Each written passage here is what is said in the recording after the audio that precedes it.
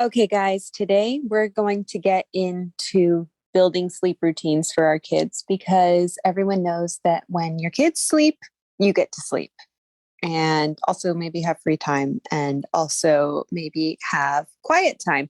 So it's so important. Hello, beautiful mama, and welcome to the Nourishing Mama Podcast.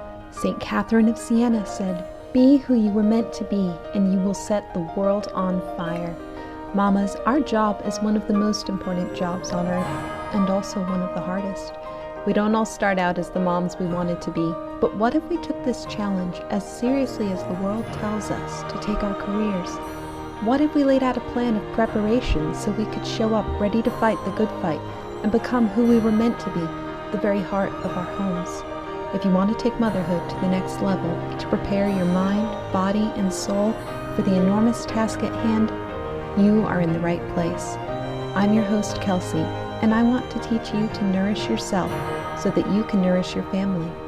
Let's dive in. Hey there, Mama. I wanted to catch you before the show starts today and let you know I'm running monthly burnout reversal sessions. And if you want to catch the next one, hop on down to the show notes, check out the link and sign up.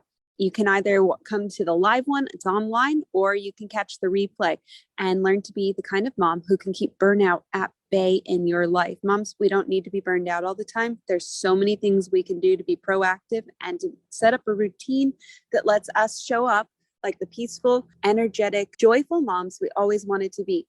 I'm so excited to see you at the next one. Is there anything more aggravating than when kids won't go to sleep at bedtime? I mean, it's the end of the day. You are tired. You're ready to get the last of the chores done, maybe have a little bit of wind down time for yourself, maybe a little bit of marriage time with your spouse. And suddenly there's a kid again, or they're still awake and playing, and you're just not hitting your to-do list. And it just gets so frustrating, especially as an introvert. I absolutely love my kids, but there are times where I'm just ready for them to not be talking to me anymore. So a couple strategies we're going to start with.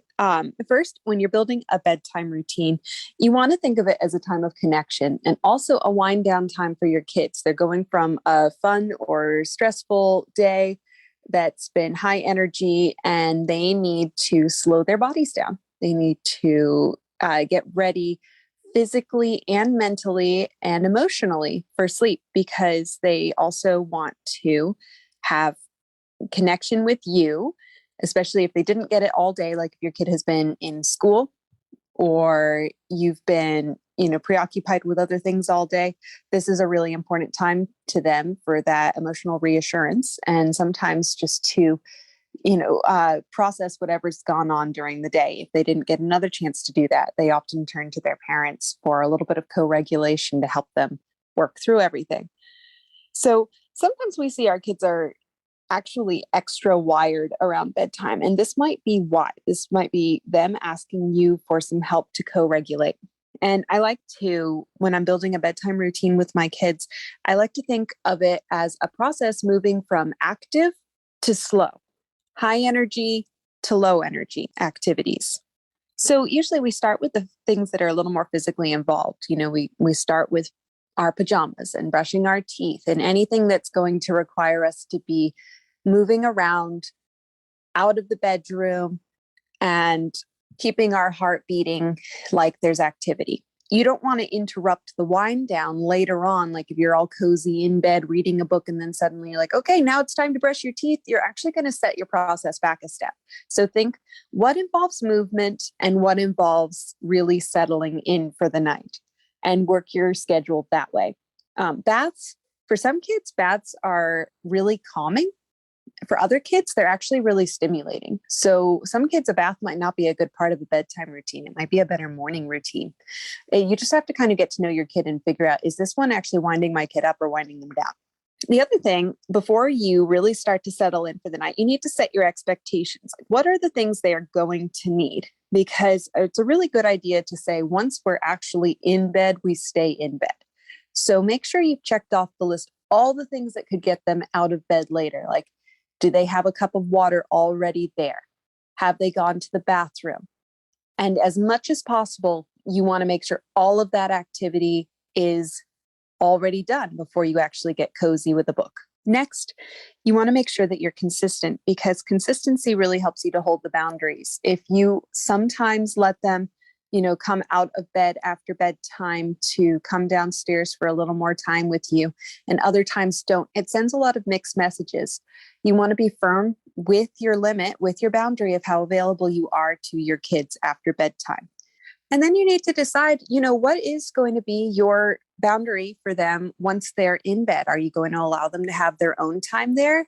Because a couple things that we can't do. We can set up the environment for our kids to be conducive to sleep. We can say the when and the where. Like, where do they have to be? When do they have to be there? But what we can't do is we can't make them fall asleep. That's actually a skill they have to learn on their own. And as they get older, we give them more and more independence in having control over that, because we try to, in a way, wean them off of needing our help to wind down. So like an older kid, like a teenager, would probably have a much less intense bedtime routine than a baby does. A baby needs a lot of help with soothing and reassurance and knowing that you're close by. But even like a 5-year-old is going to need something in between that. They still want that time of connection. They still need help noticing how active their body is and, decreasing their energy level bit by bit. So don't have the expectation that you can actually enforce when your kid falls asleep. What you can do is you can say you have to be in your bed. The light goes off at a certain time, which for some kids, you might have to set that rule. For others, they might actually be able to manage that themselves. Personally, I let my older kids look at books in bed. The rule is they have to have low lighting and they can't leave their bed and they can't be making noise or playing, but they may certainly look at books. So that's true for my 9-year-old, my 7-year-old, and my 5-year-old. And they tend to look at books for about 15 minutes or so and then turn out their light and go to sleep. That works really well for us. It just seems to be the right combination of freedom and limits. And if I find that they've, still got the light on after about 20, 30 minutes, I ask them to turn it off and try to sleep. And usually they're out. But it's really important for kids to learn to recognize their own sleep needs and self-soothe. So giving them that opportunity, giving them a little bit of time to do that, sets them up for building that skill set, and also cuts out a lot of battles that you might otherwise have, because we find we have more battles when we're actually trying to do something that is not within our ability to do. Again, you can't make your kid fall asleep. So if you're trying to do that, you're just setting yourself up for failure. You might notice this sort of thing happens too with things like potty training and eating. You can't make your kid eat. You can't make your kid go to the potty, and you can't make your kid sleep. What you can do is you can set up the environment and the boundaries around that. So let's look at this practically. What does that look like? An ideal bedtime routine generally has the first things are going to be all the actions, the pajamas, the brushing teeth, the getting the cup of water, the going to the bathroom. If there's a bath, throw in a bath there, obviously before pajamas. The second stage is going to be the wind down connection time. So this might look like story, song, prayer. One of the things my kids like is they like when I put on music at the end of that. So we say our prayer and then I put on the CD player and I leave. And after that, it's low light time.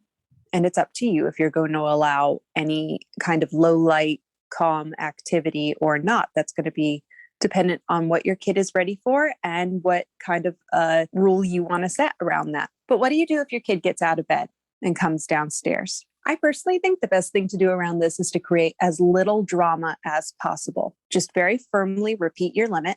It's after bedtime. You need to be in your bed and leave it at that. Sometimes I will repeat the same thing, escort my kid back upstairs, and that's that. The less drama you make around it, the more they realize they're actually not going to get the connection they're seeking from coming downstairs, from coming to you, because that's usually what it's about. They usually want more connection. And if you notice this is a pattern and it's happening all the time, it's really good to look at your day and say, is my kid getting enough connection before bedtime? Because if they're not, they're going to come seeking it out. And it might be a legitimate need. Can you work in more connection during the day? I hope that's been helpful today. To reiterate, focus on building a routine that moves from high energy to low energy. Set clear expectations, be consistent, and know your own boundaries.